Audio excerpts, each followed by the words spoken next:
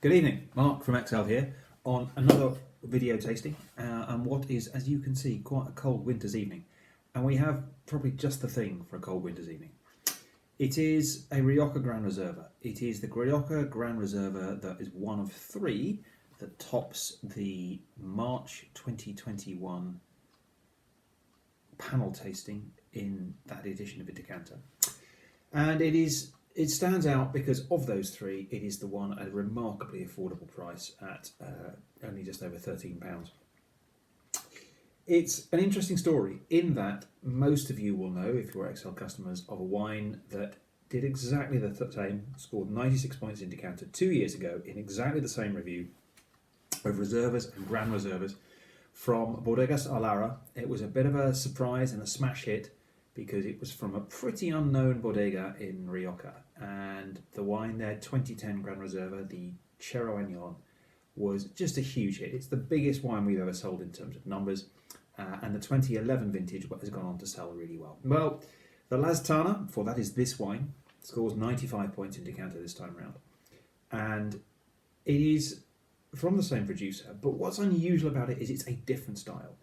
Now, what I think is interesting about this panel, and I think it's even more true of the panel 2 years ago, is that it seems that the judges were looking for what are definitely old school Gran Reservas. And those of you that know Rioja will know that Rioja kind of divides increasingly into sort of modern style, new school, and old school. Old school is very much about balance, finesse. It's not about these kind of what I call Parker style wines, really big, powerful fruit. This is not that wine. This is more about balance, class, elegance, finesse. And those of you that have watched these tastings before will know that I am quite sceptical about the use of those terms in the wine trade, because I think they're often used to describe wines that are weak, thin, dilute, when a wine is not up to scratch, not particularly concentrated and from a good vintage. I think winemakers, suppliers, importers wheel those terms out all too willy-nilly to say, oh, it's got finesse, it's got elegance, it's got balance, because actually it's not very concentrated and it's not very interesting. Well, those of you that know Gran Reserva at Rioja will know that it's not all about power. Often people talk about, oh, I like a full-bodied Rioja. Well, Rioja typically isn't full-bodied. Tempranillo is not a full-bodied grape, typically. And Gran Reserva Rioja is very much about that balance of age and development and the interesting flavours that come when something's been in the bottle for 8, 9, 10 plus years, rather than just sheer fruit hit.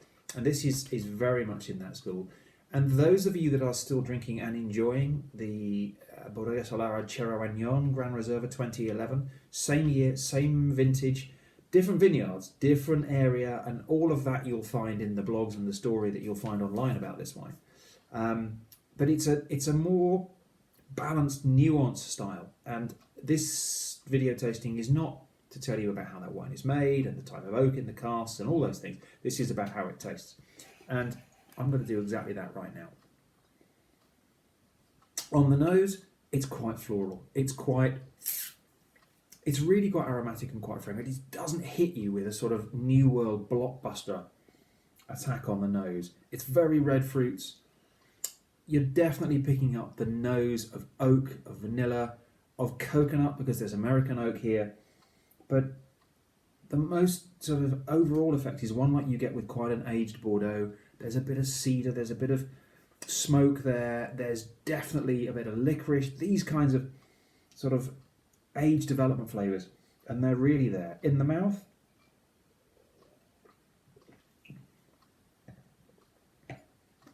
it's that classic, old school Gran Reserva Rioja. It is strawberries and cream is the best way to describe it. Very much red fruits. This is not big black fruits, this is not brambles and black cherries. It's more of a red fruit style. I think I managed to get this particular wine to avoid the heat of 2011 extremely well. This isn't big and dark and overpowering, but the flavours there are very much, I don't know how to put it actually, they're more balanced, they're more elongated. There is a great balance of flavours between those old oak development flavours and the sort of the pure fruit hit. It's absolutely delicious. I think I'm staggered, and we've said this before about Bodegas Olarra. I don't know how they make wines this good at this price point.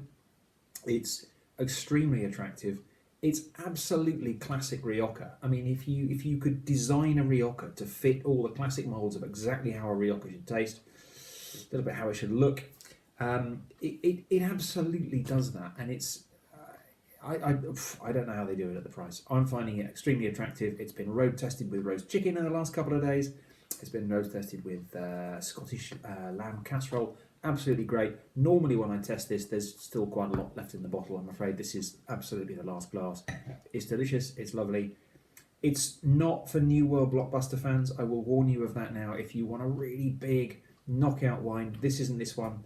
Go and get yourself a Coonawarra Cab Sauv. But for classic old style Rioja, the Laztana Bodegas Olarra Decanter Topper, enjoy it.